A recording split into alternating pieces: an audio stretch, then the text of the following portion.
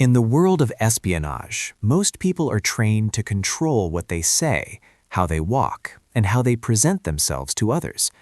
They learn accents, habits, routines, and even emotions, rehearsing every visible detail until nothing appears out of place.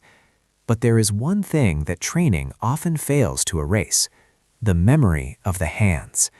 Hands remember techniques long after the mind learns new rules. They repeat patterns learned in childhood, in workshops, in places far removed from the identities their owners later adopt.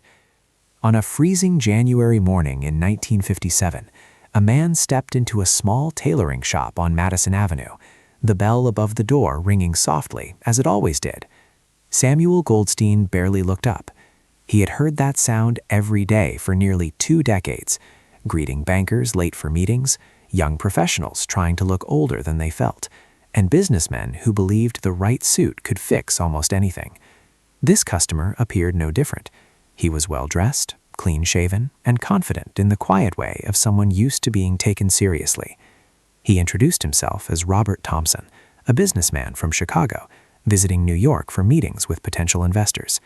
His voice was calm and controlled, his handshake firm without being aggressive, his posture relaxed in a way that suggested experience rather than nervousness. Everything about him seemed ordinary, and that was precisely what made him difficult to notice. Samuel smiled politely and reached for his measuring tape, beginning a routine he could perform without thinking. The tape moved around shoulders, down sleeves, across the chest, while numbers appeared in his notebook almost automatically. Then his fingers brushed against the jacket, not hard enough to draw attention, not long enough to appear deliberate, but long enough for something to feel wrong. It was the button. Not the button itself, which was perfectly ordinary, made of dark horn and carefully polished. It was the way it had been sewn. 2 neat lines of thread ran parallel to each other, clean and precise, holding the button firmly in place. In America, buttons were sewn in a cross pattern, an X shape that factories and tailors had used for generations. It was a method so common that no one ever thought about it, and that was exactly why it mattered. This stitching was not American. Samuel did not pause or react outwardly. His face remained neutral, his movements steady, as if nothing unusual had occurred. But inside his mind, a memory surfaced with sudden clarity. He had seen this technique before, not in New York, and not in any American shop. He had learned it as a boy in Vienna, in a small workshop where masters taught apprentices to sew by repetition rather than explanation. That style of stitching belonged to a different world, one shaped by older traditions and deeper habits, where craftsmen followed methods passed down over centuries. Samuel continued the fitting, carefully adjusting the jacket and studying its construction under the pretense of assessing quality. The fabric was excellent, finer than what most American businessmen wore for routine travel, and the seams inside the jacket were finished with an attention to detail rarely seen in domestic manufacturing. Even the label raised quiet questions. It claimed Chicago as its origin, yet the stitching that held it in place lacked the same discipline found everywhere else in the garment, as if it had been added later to complete a story rather than tell the truth. The man paid a deposit in cash without hesitation, folding crisp bills from a money clip, as though that choice had been made long before he entered the shop. Every detail by itself could be explained away. Together, they formed a pattern Samuel did not want to recognize. Because if he was right, this man was not simply a customer. And if he was wrong, the consequences of speaking up could destroy everything he had built. When the bell rang again and the man stepped back onto Madison Avenue, Samuel remained still for a moment, alone in the quiet shop. He looked at the door, then at his hands, suddenly aware of how much they remembered. For the first time in years, he felt the same unease he had known in Europe, the feeling that came when something small and ordinary revealed a much larger danger beneath the surface. And Samuel understood, even then, that noticing the wrong detail was never harmless. Long before Samuel Goldstein ever noticed the wrong button in a Manhattan tailoring shop, He had learned a far more important skill. He had learned how to observe without drawing attention to himself. Samuel was born in Vienna, into a family where tailoring was not considered a profession, but a responsibility passed down through generations. His grandfather had stitched uniforms and formal coats for civil servants of the old empire, while his father tailored suits for lawyers, professors, and businessmen who believed respectability began with appearance. From an early age, Samuel was taught that clothing was a language. Every stitch, every seam, and every button placement carried information about where a garment came from and who had made it. In the workshop where he grew up, mistakes were never shouted about. They were simply pointed out, quietly and precisely, because the worst error was not being wrong, but failing to notice why something was wrong. Vienna in the 1930s was a city built on details. Conversations mattered, manners mattered, appearances mattered, and slowly details began to change. Uniforms appeared more frequently on the streets. Conversations lowered in volume when certain people entered cafes. Neighbors who once greeted each other warmly began to avoid eye contact. Samuel noticed these things before many others did, not because he was braver, but because his life had trained him to look closely. When Austria was absorbed into Nazi Germany in 1938, the city Samuel loved transformed almost overnight. The rules were no longer written down, they were implied, enforced through fear and uncertainty. Samuel learned that survival often depended on recognizing danger early, before it announced itself. He left Vienna with almost nothing: a small sewing kit, the clothes he wore, and his father's pocket watch, which he carried as a reminder of the life he had been forced to abandon. America offered safety, but it demanded adaptation. When Samuel arrived in New York, he discovered that tailoring followed a different philosophy. American suits favored efficiency and consistency over tradition, and many of the techniques he had learned in Europe were considered unnecessary or outdated. Buttons were crossed instead of sewn straight. Seams were simpler, faster, and easier to replicate in factories. At first, his hands resisted these changes. They reached instinctively for old habits, repeating motions learned over decades of apprenticeship. Samuel had to retrain himself, forcing his hands to forget what they knew so he could belong in his new home. He succeeded because he understood something essential. Blending in was not about abandoning the past, it was about mastering the present. Over time, Samuel built a quiet reputation on Madison Avenue. He did not advertise loudly or chase trends. He relied on consistency, discretion, and an ability to make men feel comfortable in his presence. Customers trusted him because he listened more than he spoke. He watched how they stood, how they moved, and how they behaved when they thought no one was paying attention. Without realizing it, Samuel became an expert not just in tailoring, but in people.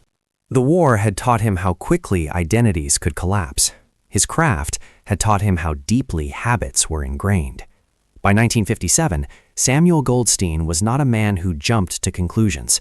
He understood that accusations carried consequences and that suspicion alone was not evidence, which was why the button troubled him so deeply. It was not a dramatic mistake. It was not careless. It was precise, deliberate, and familiar in a way that suggested long training rather than coincidence. Samuel knew from experience that such details did not appear by accident. They emerged when someone relied on instinct instead of memory, when the body revealed something the mind tried to hide. That knowledge placed him in a difficult position. He had escaped one world where noticing too much could get a person killed. Now he lived in a country that expected its citizens to speak up when something felt wrong. Between those two realities stood Samuel, alone in his shop, holding a memory stitched into thread. And for the first time since arriving in America, he felt the past reaching forward, asking him to make a choice he had hoped never to face again. After the man left the shop, Samuel Goldstein tried to return to his work. He pressed fabric, sorted thread, and adjusted patterns exactly as he had done every day before. From the outside, nothing had changed. Inside, everything had. The button did not leave his thoughts, not because it was dramatic, but because it was consistent. Samuel understood consistency. In tailoring, Consistency meant intention. A mistake might happen once. A habit repeated itself everywhere. So he replayed the fitting in his mind, not emotionally, but methodically, the way he reviewed his work when searching for an error. The man's suit had not been altered carelessly. Every choice suggested discipline, training, and experience. The fabric was imported, likely European, woven with a density uncommon in American business wear. The seams were finished in a way that prioritized durability and discretion, hiding raw edges instead of leaving them exposed for speed. Even the shoulder construction carried a subtle rigidity Samuel associated with Eastern European tailoring, a shape designed to create authority rather than comfort. None of these details proved anything on their own, but together they began to form a pattern Samuel had learned to recognize long ago. That evening, Samuel locked the shop and climbed the narrow stairs to his apartment above it. He prepared a simple meal and sat by the window, watching the street below as dusk settled over Manhattan. Men passed by in overcoats and hats, all blending into the same rhythm of the city. He wondered how many of them carried lives that did not match the stories they told. Sleep came late, and when it did, it was shallow. Samuel dreamed of Vienna, of workshops filled with fabric and the sound of scissors cutting wool. He woke before dawn with the image of that button still clear in his mind. The next day, he began noticing things he had never paid attention to before, not out of suspicion, but out of awareness. A customer's shoes, polished but shaped differently from American styles. A watch face, its numerals arranged in a way unfamiliar to domestic manufacturers. The way certain men carried themselves, standing just a bit straighter, as if posture itself were rehearsed. Samuel disliked what this awareness was doing to him. He had spent years learning to feel safe again. Now that safety felt fragile. When he examined his notebook, the man's name stood out. Robert Thompson. A name chosen carefully, common enough to disappear into records, unremarkable enough to raise no questions. Chicago, a city far enough away to explain unfamiliarity, yet familiar enough to avoid suspicion. The story was well constructed. That was what troubled Samuel most. Bad lies collapsed under pressure. Good lies endured because they were built slowly and patiently. On the third day, Samuel returned to the jacket he had hung carefully in the back room.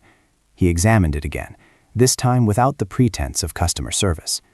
The lining revealed more than he had noticed before. Thread gauge finer than American standards. Stitch density higher, more meticulous. This was not a garment made to impress. It was a garment made to endure scrutiny.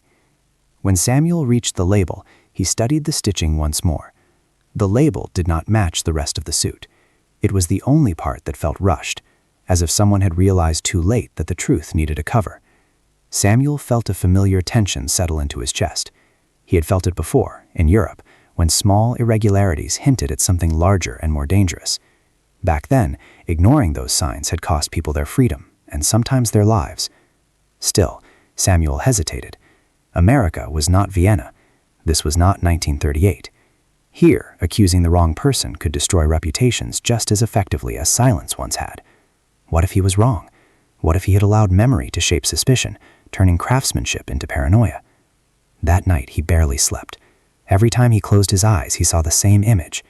2 straight lines of thread, where a cross should have been. By the fourth morning, Samuel understood that the real danger was not making a mistake. The real danger was doing nothing while knowing that something was wrong. Because once details begin to connect, they stop being details. They become evidence. And evidence, once recognized, demands a response.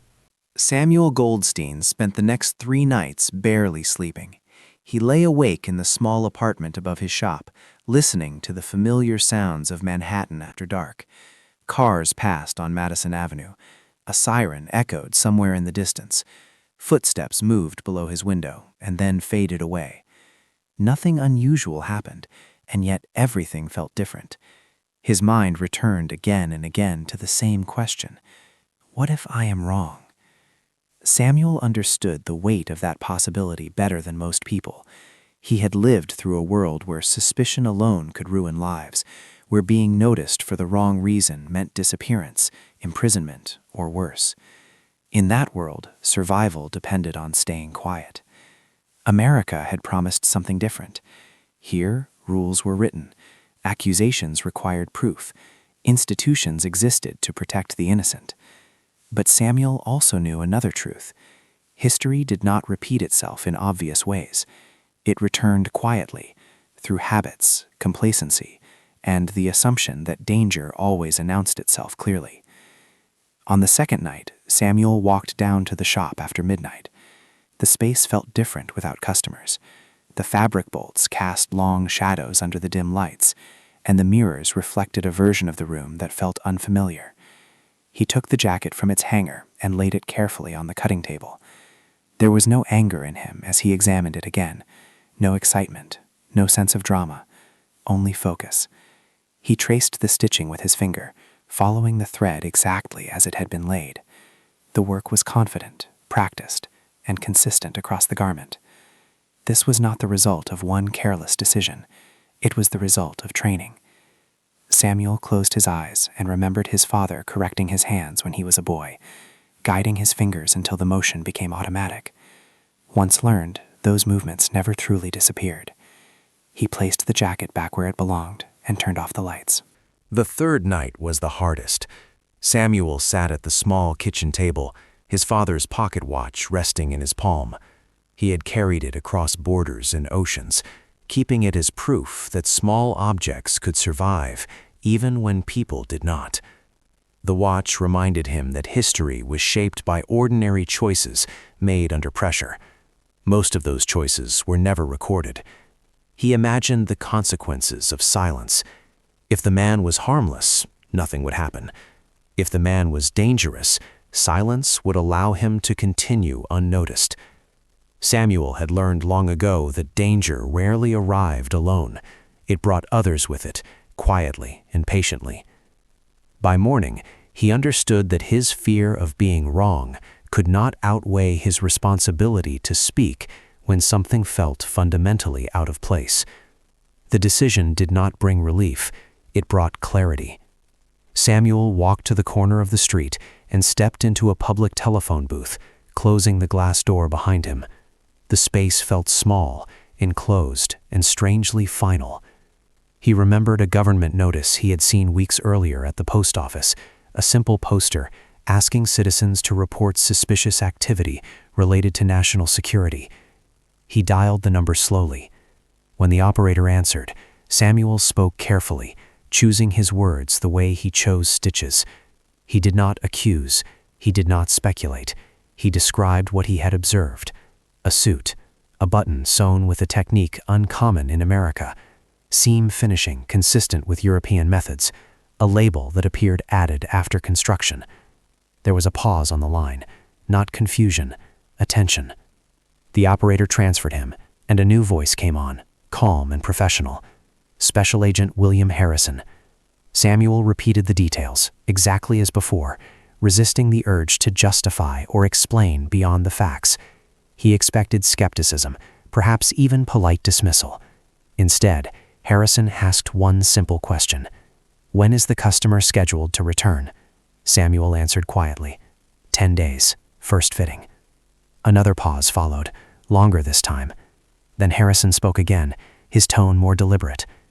Mr. Goldstein, would you be willing to cooperate with us? The question settled heavily in Samuel's chest. Cooperation meant involvement. Involvement meant exposure. He thought again of Vienna, of what happened when people convinced themselves that it was safer not to act.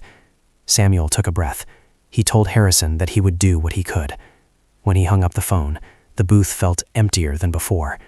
Samuel stepped back onto the street, aware that something irreversible had just occurred.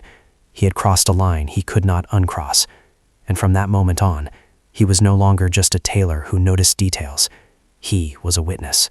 The first visit happened after dark.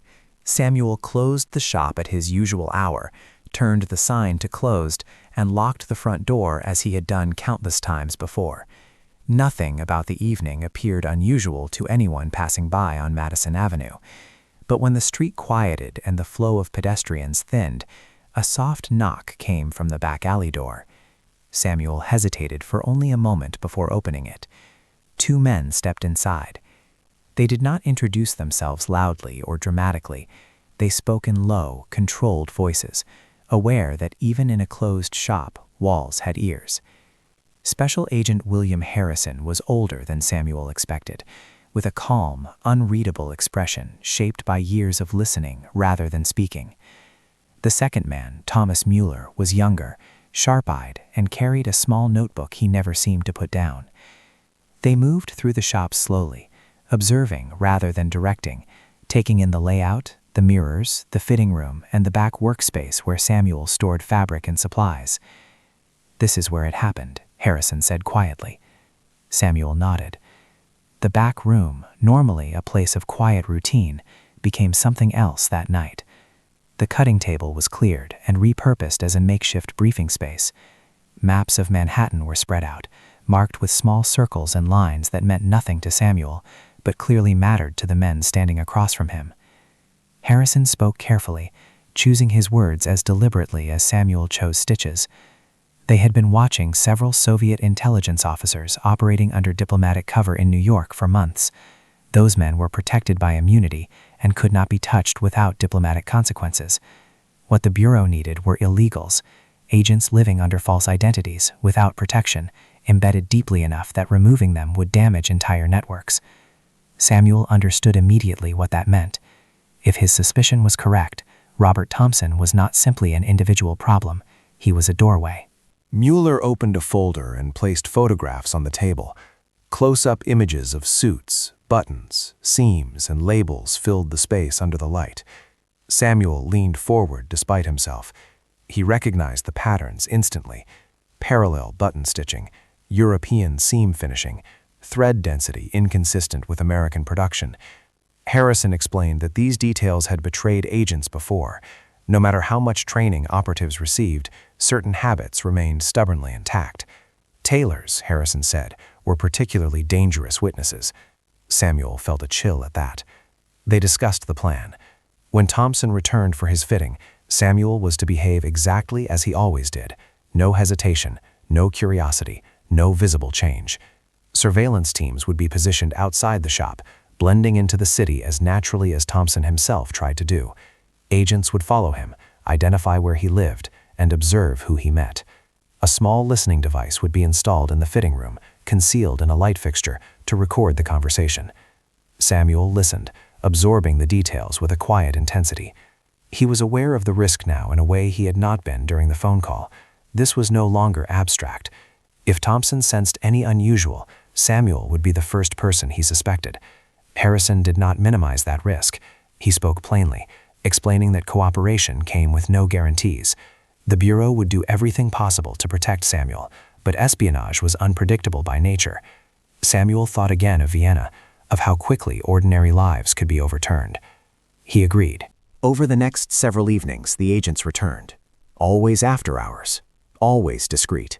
They practiced conversations with Samuel, suggesting casual questions that might reveal inconsistencies without appearing intrusive. Where in Chicago Thompson claimed to be from, how often he traveled, what industry he worked in. Samuel found himself rehearsing dialogue the way an actor might, learning how to guide a conversation without controlling it. The shop felt different now. Every mirror seemed to reflect more than appearances. Every quiet moment carried weight. Samuel began to notice how exposed his routine had always been, the predictability of his hours, the familiarity customers felt when they entered his space. That predictability had once been comforting. Now it felt like a vulnerability. On the night before Thompson's return, Samuel barely slept. He checked the shop twice, then a third time, ensuring everything looked exactly as it should. Nothing out of place, nothing new. Because in this game, anything unusual could be fatal. When morning came, Samuel opened the shop as always, turned the sign, and waited. He had crossed far beyond the role of an observer. The next time the bell rang, the stakes would be real. The bell above the door rang precisely at 2 o'clock. Samuel Goldstein recognized the sound immediately, not because it was different, but because he had been waiting for it. Robert Thompson stepped inside, brushing rain from his overcoat as if this were any ordinary appointment on any ordinary day. His expression was relaxed, almost friendly, and his movements carried the quiet confidence of someone who believed the world was exactly as he understood it. Samuel greeted him with the same polite warmth he offered every customer, nothing more, nothing less. That balance mattered. Too much friendliness could appear nervous, too little could suggest distance. Thompson removed his coat and glanced around the shop with casual interest, his eyes moving slowly, deliberately, as if memorizing the space without appearing to do so. Samuel noticed. He always did now. They moved into the fitting room, the door closing softly behind them. The suits waited on hangers, carefully prepared, every stitch executed with Samuel's usual precision. Professional pride mattered, even now, especially now. As Thompson slipped into the navy suit, Samuel adjusted the shoulders and sleeves, his hands steady despite the weight pressing against his chest. This room had changed. He knew there was a microphone hidden above them, small and silent, capturing every word. He knew agents stood outside, invisible, watching the street. And he knew that Thompson, whatever he truly was, had been trained to notice danger. Samuel began the fitting exactly as he always did, marking adjustments with chalk and speaking calmly about proportions and balance. Thompson complimented the workmanship, noting the clean lines and careful construction. He spoke like someone familiar with quality, someone who had learned the right vocabulary. Samuel responded politely, then introduced a detail the agents had suggested. He mentioned casually that he had trained in Vienna before coming to America. Thompson's reaction was immediate, though subtle. His eyes lingered for half a second longer than before. His posture shifted almost imperceptibly. Vienna, he said, was known for excellent tailoring. Samuel nodded. He allowed the conversation to drift naturally, asking about Chicago, about Thompson's business, about travel schedules that seemed reasonable on the surface. The answers came smoothly, too smoothly. Thompson spoke in complete narratives, offering context where none was needed, as if filling space preemptively. When Samuel asked about neighborhoods in Chicago, Thompson responded with general impressions rather than specifics. He described the city the way someone might describe a place learned from maps and brochures rather than memory. Samuel listened without reacting. His job was not to challenge, it was to observe. As the fitting continued, Samuel noticed details he might have ignored in the past. Thompson's shoes were well polished, but shaped differently from American styles, their rounded toes reflecting European manufacturing. His watch, glimpsed briefly as he adjusted a cuff, bore numerals that were not immediately recognizable as standard Western markings. Samuel mentioned the watch casually. Thompson smiled and explained that it had been a gift from a Russian business associate years earlier, a souvenir from a different life. The explanation was plausible. That was the problem. Plausible answers were the hallmark of preparation. The fitting concluded without incident. Samuel told Thompson the suits would be ready for final pickup in 1 week. Thompson paid the balance in cash, thanked Samuel sincerely, and shook his hand. His grip was firm, steady, and entirely unremarkable. As Thompson left, the bell rang again, and the sound echoed longer than before. Samuel remained still for several seconds, resisting the urge to exhale too quickly. The door to the back room opened quietly. Harrison stepped inside, his expression serious but controlled. The surveillance had worked. Agents had followed Thompson from the shop to an apartment building in Brooklyn. They were already identifying residents, mapping routines, and preparing for the next phase. Samuel listened, his mind still replaying the fitting moment by moment. He had performed his role perfectly. That realization brought no relief, because the performance was not over. It was only entering its most dangerous phase. Once Thompson left the shop that afternoon, events moved quickly, but never loudly. There were no dramatic arrests, no sirens, no visible sign that anything extraordinary had begun. That silence was intentional. The Federal Bureau of Investigation had learned long ago that espionage networks did not collapse under sudden force. They unraveled slowly, thread by thread, when watched with patience. From that day forward, Thompson was never truly alone. Agents followed him through Brooklyn streets and subway platforms, keeping distance, blending into crowds that never noticed one more man walking home after work.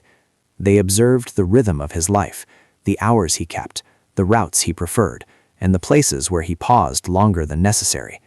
Patterns began to emerge. Thompson visited a small cafe near the East River twice a week, always at different times, always choosing a seat with a view of the entrance. He met briefly with a man who worked as a translator at the United Nations, their conversations short and carefully timed. Another contact appeared less frequently, a woman employed by a defense contractor whose access to sensitive material made her particularly valuable. None of them lingered. None of them behaved like conspirators. They behaved like people who understood how not to be noticed. Each observation was logged, cross-referenced, and quietly analyzed. Names were checked, addresses verified, backgrounds examined. Slowly, The story Samuel had sensed in thread and fabric began to take shape in documents and photographs. The man calling himself Robert Thompson did not exist. The identity had been constructed with care, using records of a child who had died decades